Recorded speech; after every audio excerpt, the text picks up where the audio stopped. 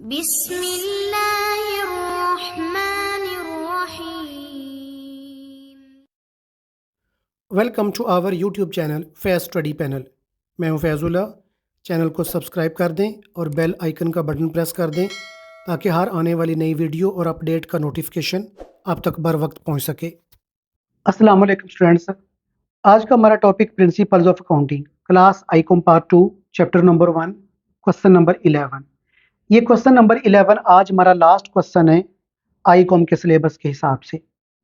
तो क्वेश्चन की तरफ चलते हैं। क्वेश्चन नंबर 11 रीड करते हैं। Nayyar keeps his books on single entry system. Mister Nayyar हैं, वो अपनी बुक्स को सिंगल एंट्री सिस्टम के तहत रखते हैं। His statement of assets and liabilities, उसकी एसेट्स की और लाइबिलिटीज की जो स्टेटमेंट है as on 31 December 2022 is follows, हमें इस तरह से दी हुई है। एक तरफ सारे एसेट्स दिए हुए हैं, एक तरफ सारी लाइबिलिटीज दी हुई हैं।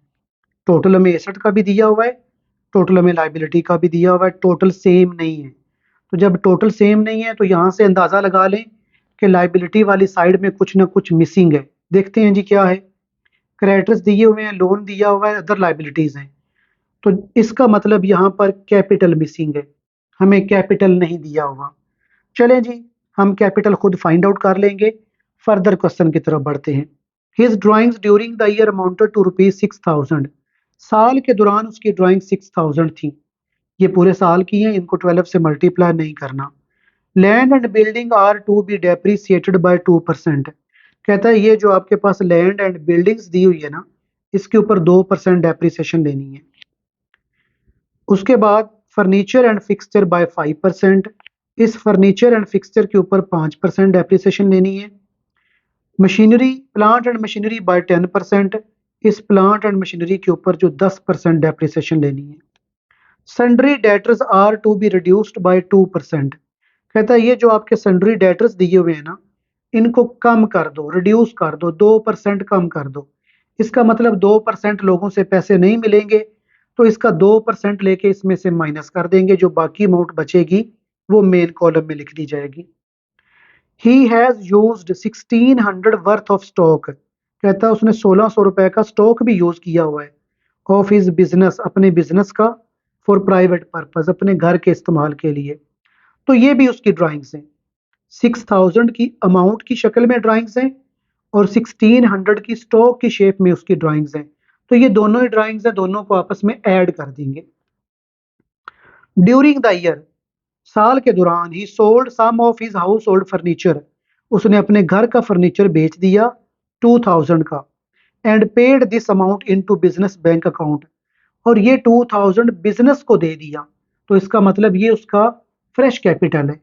कोई भी घर की चीज बेचकर या अपने जाती रिसोर्सेस से कुछ भी लाकर जब वो बिजनेस को देगा तो वो फ्रेश कैपिटल, एडिशनल कैपिटल यानी फर्दर कैपिटल कहलवाता है। His capital at the beginning of the year was ₹60,000। जब साल शुरू हुआ तो उसका कैपिटल 60,000 रुपए था। हम नई बुक से क्वेश्चन कर रहे हैं, पुरानी बुक पे ये सारी वैल्यूज हाफ होंगी और ये वाली सारी वैल्यूज भी हाफ होंगी। तो क्वेश्चन में ओपनिंग कैपिटल तो दिया हुआ है, इसलिए ओपनिंग स्टेटमेंट ऑफ अफेयर बनाने की जरूरत नहीं है, लेकिन क्लोजिंग कैपिटल नहीं दिया हुआ। क्लोजिंग कैपिटल हमें मालूम करने के लिए स्टेटमेंट बनानी पड़ेगी और उसके लिए ये हमारे एसेट और ये लाइबिलिटीज हमारी यूज होंगी। तो चलते हैं जी क्वेश्चन के सॉल्यूशन की तरफ। ले स्टूडेंट्स, मैंने पहले की तरह फॉर्मेट ड्रॉ कर रखा हुआ है। मिस्टर नैयर टॉप पे नाम लिख दिया, स्टेटमेंट ऑफ अफेयर और क्लोजिंग डेट मेंशन कर दी। चूंकि हम क्लोजिंग कैपिटल फाइंड करना चाह रहे हैं और क्वेश्चन में जो डाटा दिया हुआ है वो भी क्लोजिंग ही है। तो चलें एसेट्स की तरफ चलते हैं। अब यहाँ पर हमारे पास एसेट्स दिए हैं, थोड़ी सी तरतीब डिफरेंट है। उन्होंने फिक्स एसेट को ऊपर लिखा हुआ है और करंट को नीचे लिखा है, तो हम नीचे से ऊपर को ना तरतीब लेकर चलते हैं, ये हमारी बेहतरीन तरतीब है। तो ले जी, सबसे पहले मैं लिखता हूँ जी एसेट वाली साइड पर कैश। कैश हमारे पास आ जाएगा 16,600। उसके बाद दिया हुआ सन्ड्री डेटर्स। सन्ड्री डेटर्स हम लिखते हैं, लेकिन सन्ड्री डेटर्स के ऊपर आप जानते हैं कि एक एडजस्टमेंट भी है, इसलिए सन्ड्री डेटर्स की अमाउंट को अंदर वाले कॉलम में लिखा जाएगा। सन्ड्री डेटर्स, सन्ड्री डेटर्स हमारे पास दिए हुए हैं 1,51,300। 1000 के अंदर वाले कॉलम में। उसने कहा क्वेश्चन में सन्ड्री डेटर्स ये आ गया, sundry debtors are to be reduced by 2%। इनको 2% रिड्यूस कर दो, कम कर दो। ले जी माइनस, उसने रिड्यूस का वर्ड लिखा है तो मैं भी यहाँ पे रिड्यूस का वर्ड लिख देता हूँ। ले जी रिड्यूस्ड 2% लेना है अब 1,51,000 का।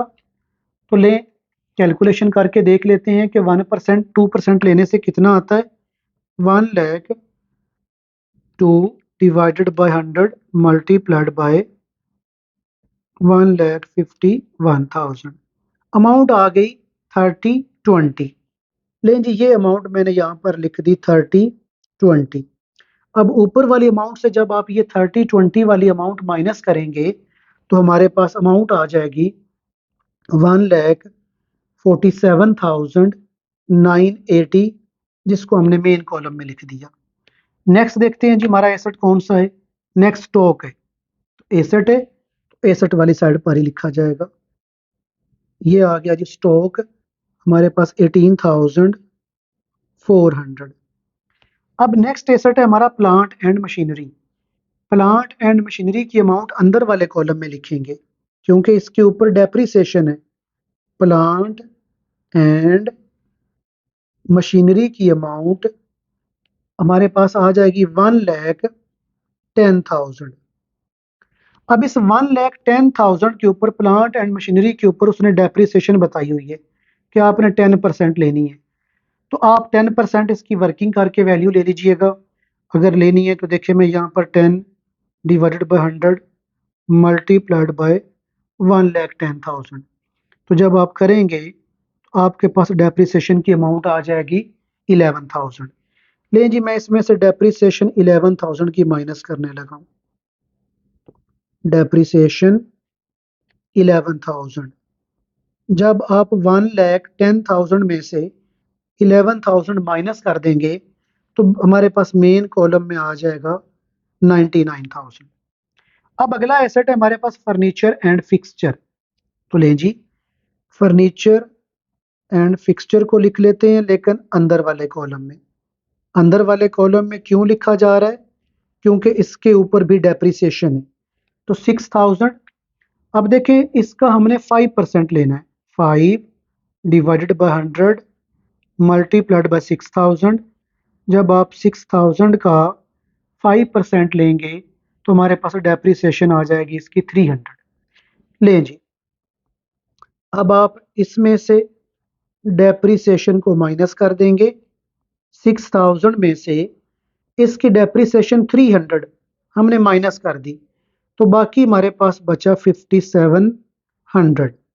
जो बाकी 5,700 बचा उसको मेन कॉलम में लिख दिया। अब हमारे पास हमारा लास्ट एसेट दिया हुआ है लैंड एंड बिल्डिंग्स। जी लैंड एंड बिल्डिंग को भी लिखते हैं।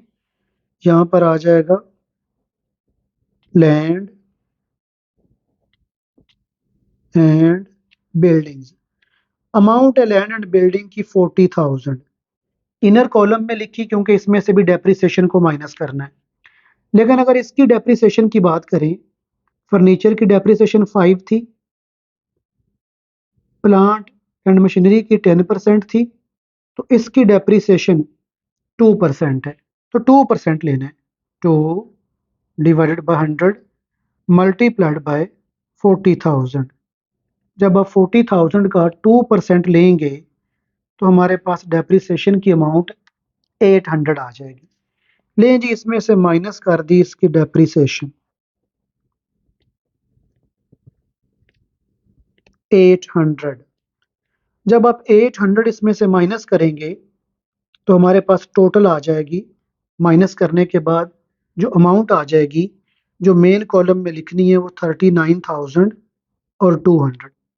यहाँ तक हमारे सारे एसेट जितने भी थे वो हमने कंप्लीट कर लिए विद एडजस्टमेंट, विद वर्किंग, यानी विद प्लस एंड माइनस। अगर कुछ प्लस होना था तो प्लस कर दिया, कुछ माइनस होना था तो माइनस। अब लायबिलिटीज की तरफ चलते हैं। तो लायबिलिटीज में हमारे पास सबसे पहले सन्ड्री क्रेडिटर्स। तो सन्ड्री क्रेडिटर्स लिखते हैं। ये आ जाएगा सन्ड्री क्रेडिटर्स। अमाउंट है 1,30,000। फिर दूसरी लाइबिलिटी है लोन फ्रॉम मनी लेंडर, हमने मनी लेंडर से लोन ले रखा है, लोन फ्रॉम मनी लेंडर यानी ML, मनी लेंडर मैंने शॉर्ट में लिख दिया, स्पेस कम थी। 1,13,200।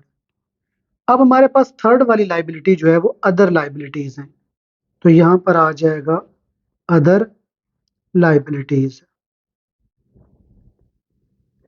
इनकी अमाउंट है 26,800।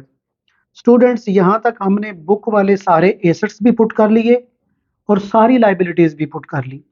अब हम टोटल करके चेक करते हैं कि हमारी एसेट वाली साइड बड़ी है, और डेफिनेटली ये हर बार बड़ी ही होती है क्योंकि ये कभी भी हमारी साइड छोटी नहीं होती। तो टोटल करते हैं जी एसेट वाली साइड का। जब आप कैलकुलेटर पकड़ेंगे और इन सारे एसेट्स को आप प्लस करेंगे, ऐड करेंगे, टोटल करने से हमारे पास टोटल आ जाएगा 3,26,880। यही टोटल उठाकर सेम जो एसेट में आया मैंने इधर लाइबिलिटीज में भी लिख दिया, यहां पर भी टोटल आ गया 3,26,880। अब इस टोटल में से हमारे पास ये जो ऊपर तीन लाइबिलिटीज दी हुई हैं, हमने इन तीन लाइबिलिटीज को माइनस कर देना है। अब कैलकुलेटर पकड़ेंगे और इन तीन लाइबिलिटीज को माइनस करेंगे। जब आप माइनस करेंगे तो आपके पास आंसर आ जाएगा 56,880। अब डेफिनेटली इसको एक नाम देना है, आप जानते हैं कि वो नाम है इसका कैपिटल, क्योंकि ये हमारा क्लोजिंग कैपिटल है।